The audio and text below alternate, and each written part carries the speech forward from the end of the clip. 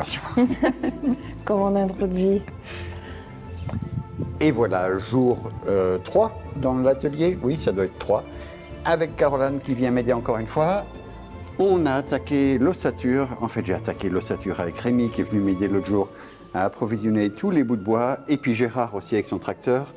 Ça y est, la dalle est à peu près sèche, elle n'est pas encore durcie, elle a fondillé un petit peu partout, mais c'est pas grave, de toute façon, il y aura des lambourdes partout et un plancher par-dessus.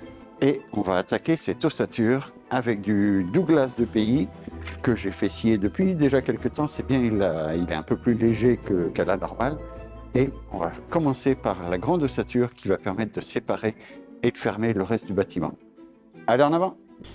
Donc tu vois avec Rémi, l'autre jour, on a déjà mis une lisse basse et une lisse périphérique sur la charpente métallique. Et maintenant, on va répartir les poteaux en fonction de l'espacement de l'isolant. Donc on met les poteaux tous les 59 et puis on verra ce qui reste pour faire une porte coulissante, une grande porte coulissante avec un rail à l'extérieur du bâtiment.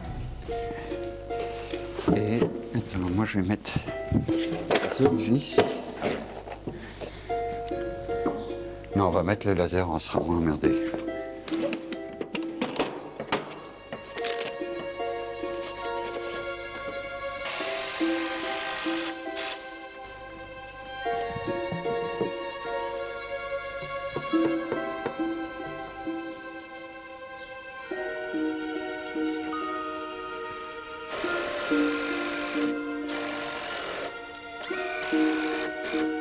C'est un petit peu au-dessus, mais c'est parce qu'elle est pas. Moi, c'est pas grave.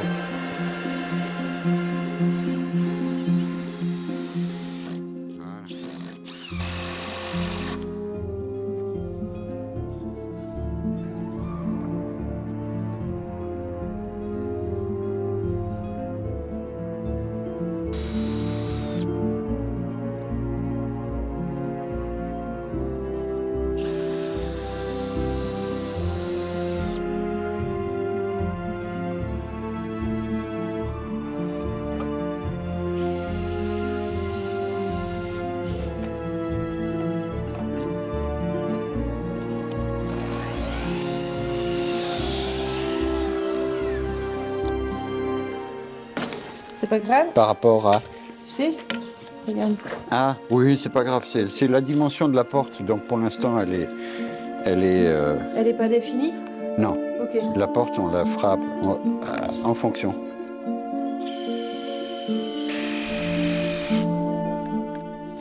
Là. Et il manque les 3 poteaux là-bas, et après on pourra mettre la lisse en haut. Ouais. 246,7.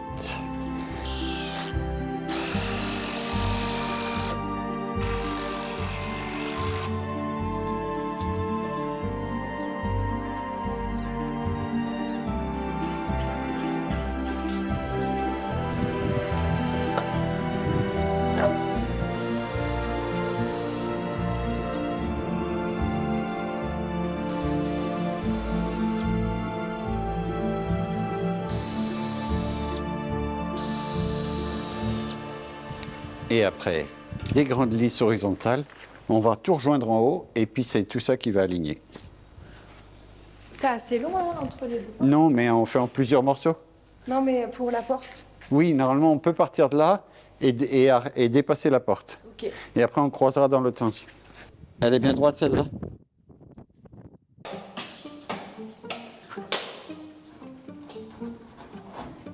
Là. Et là, il faut couper ici.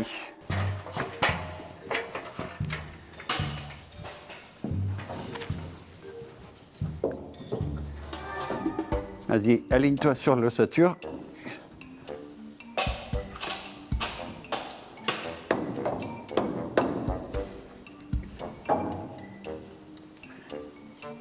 C'est bon? Tu vises verticalement. Hein?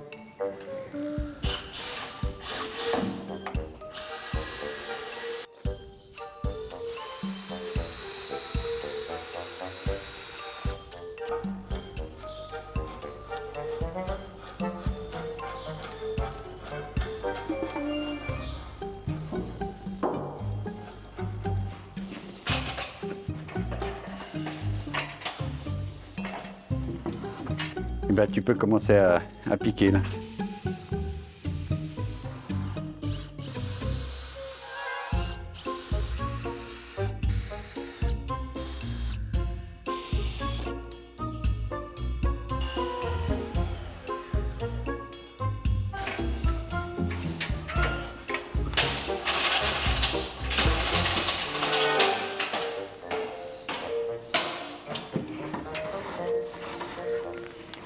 Vas-y, pousse à moi.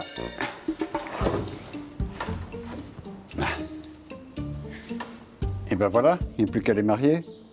Le problème, c'est que le mur, il bouge un peu avec le vent. Et donc, ça change un peu le laser. Ça l'a ramené, zut. Mais bon, ça porte à 15 mètres là-bas. Hein. Alors, 111.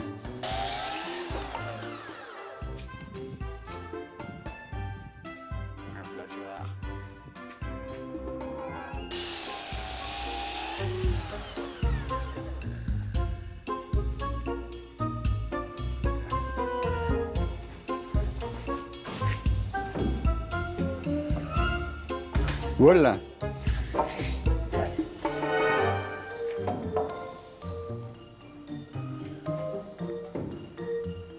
Tu veux un coup de niveau, voir?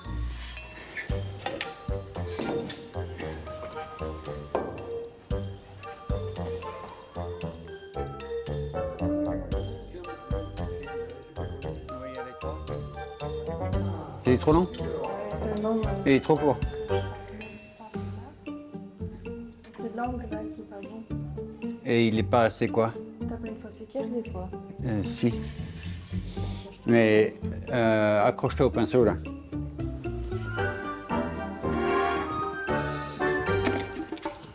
Bon, ça y est, avec Caro, on a réussi à monter l'ossature de Refend.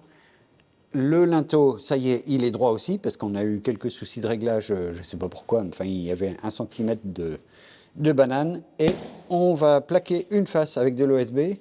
J'avais promis que je ne mettrais pas d'OSB dans cet atelier, mais là, bon, déjà, ça sera dehors, en extérieur de l'atelier.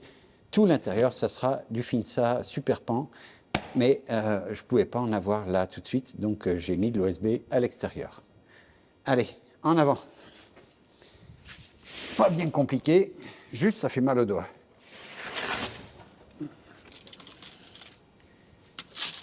Donc je viens d'installer le laser. Je vérifie que ma plaque elle passe dessous.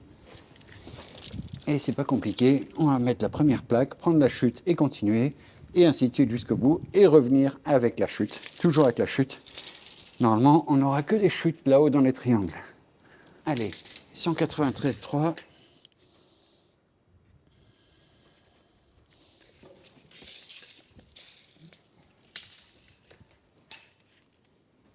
On part du principe que l'ossature est bien au carré.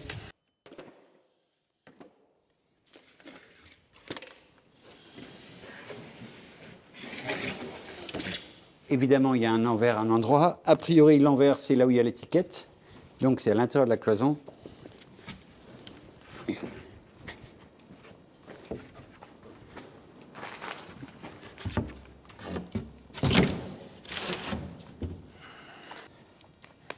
Voilà, on va s'aligner sur le laser.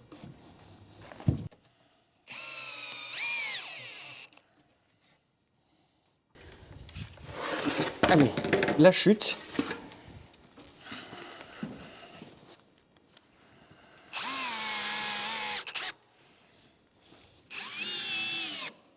Et pourquoi il y a un envers et un endroit sur les panneaux? Et bien là, le parement extérieur est un peu plus haut, la feuillure, elle vient un peu plus bas sur le côté intérieur, ce qui fait que la jointure, elle est propre à l'extérieur et il manque 1 ou 2 mm là à l'intérieur.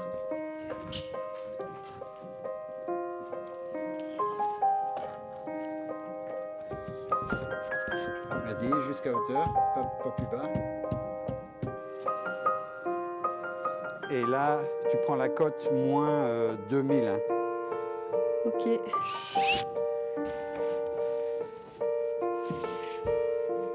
Là. Tu as un doigt? Ouais. Clac. Tu l'as fait décoller?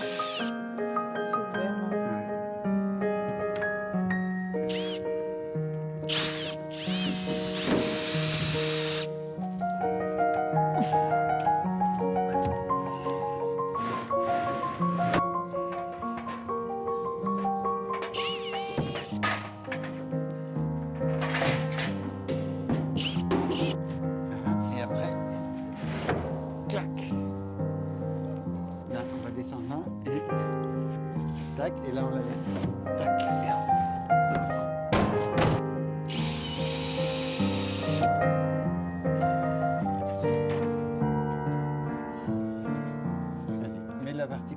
Bon, ben voilà, magnifique.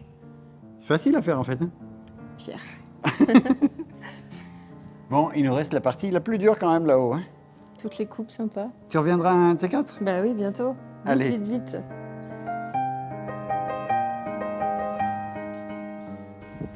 Ça, c'est trop bien. 100 balles sur le bon coin, ça va me révolutionner la vie ici dans l'atelier. Vraiment, vraiment bien.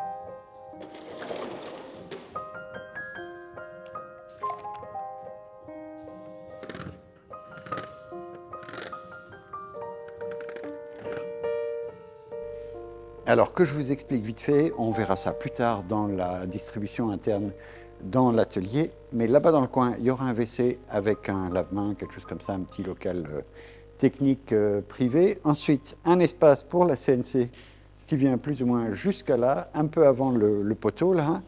Ensuite, un petit bout de mur pour mettre le tableau électrique et ensuite la porte. Voilà, c'est pas très compliqué, j'ai plus qu'à défoncer l'assise en béton là. Normalement, c'est pas ferraillé, c'est ce qu'on m'a dit. Et puis voilà, calculer ma hauteur de façon à ce que la porte vienne à la hauteur du plancher final. Et puis voilà, la sortie, enfin l'entrée et la sortie principale, elle se fera par ici.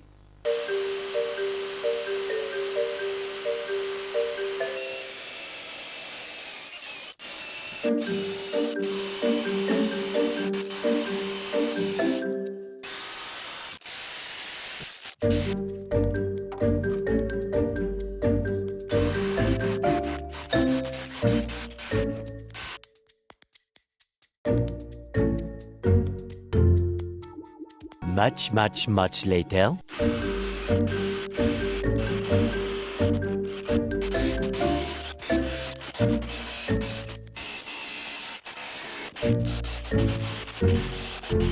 Voir si ça fait un peu d'effet ça.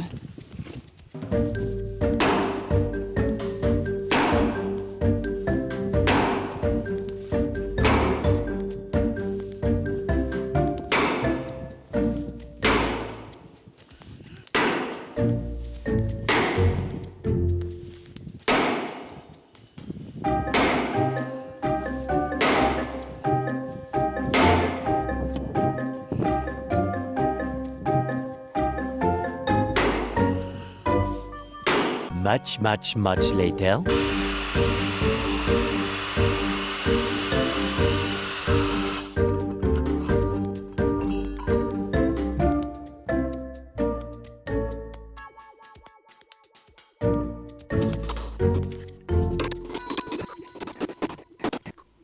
Bon, c'était rien de dire qu'on en a bavé. Parce que Gérard m'a rejoint pour essayer de casser ce soubassement. Et vraiment, on a galéré. On a mis 4h30 à faire même pas 2 mètres de démolition. Et c'était vraiment, vraiment raide. Le ciment était vraiment dense, c'est-à-dire bien dosé. Et puis, il y avait malgré tout quelques petites ferrailles bien pénibles à sortir. On va continuer cet après-midi. Je l'entends arriver avec son tracteur. On va faire une assise là, ici. Et puis, on va aussi faire un soubassement pour faire un espace en plus pour la porte coulissante là.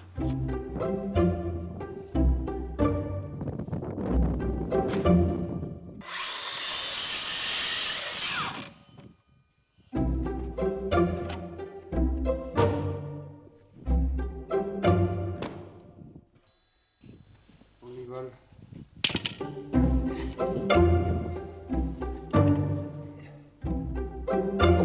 On est très bien.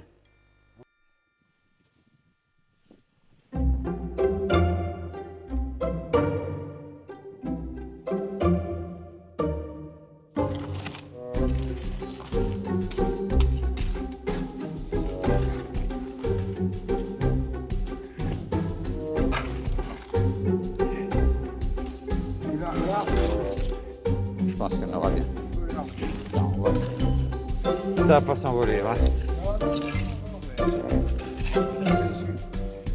Il y a plein de projections de ciment là-dessus.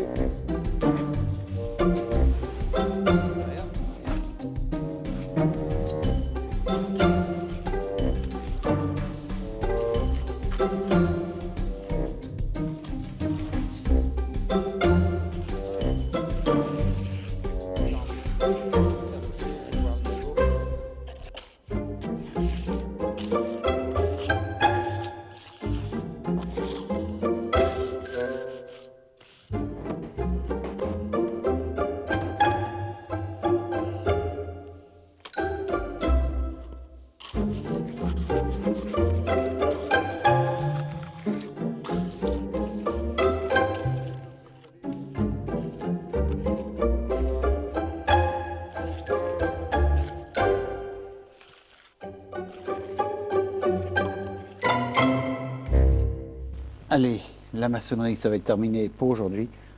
On va reprendre les activités normales, un peu de menuiserie, un peu d'aménagement. Les deux seuils sont prêts. Je repasserai peut-être les talocher un petit peu quand ça aura pris. Mais en gros, c'est tout bon comme ça.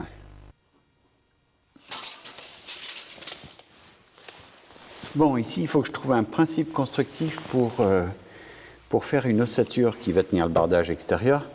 C'est pas ça le bardage extérieur. Il y aura un bardage bois. Ça, c'est maintenu en place pour le temps du chantier, pour pas que les animaux rentrent pendant la nuit et tout ça.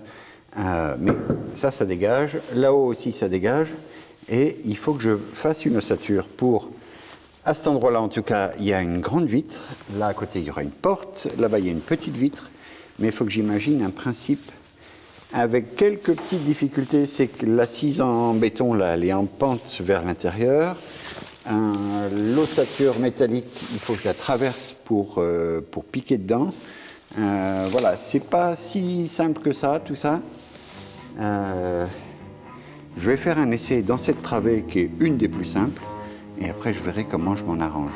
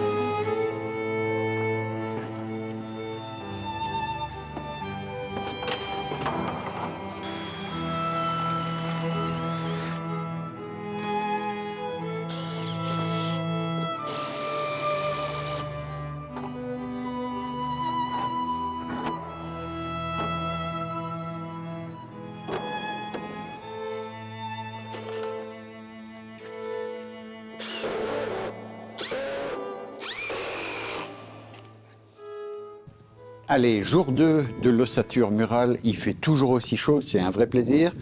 On va faire ici une ossature pleine. Ici, ensuite, il y aura la porte, mais ça, je vous l'avais déjà dit.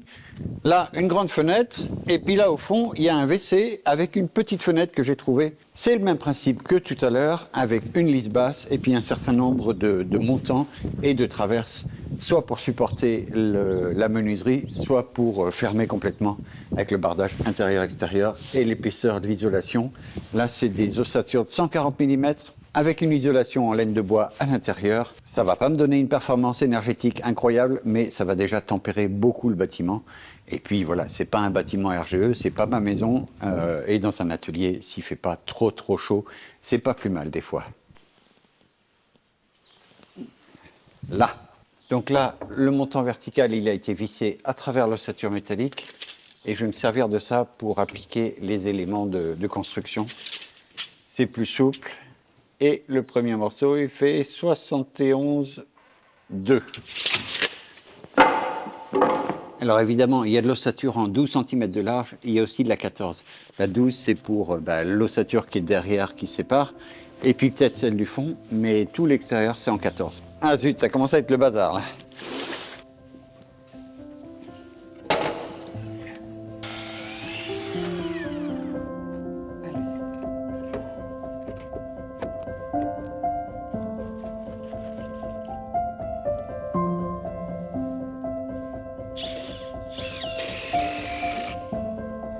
290,5.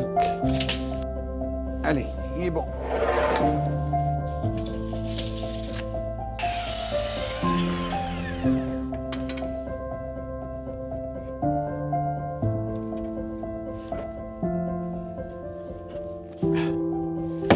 Zut, trop long.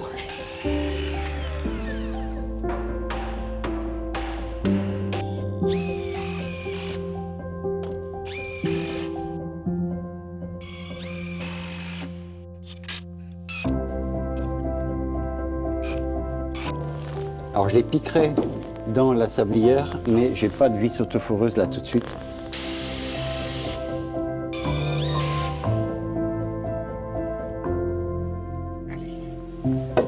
Hop.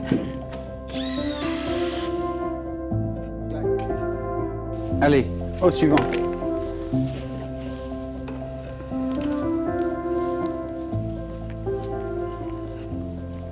Bon voilà, ça y est, quelques heures plus tard, on a 3 travées faites.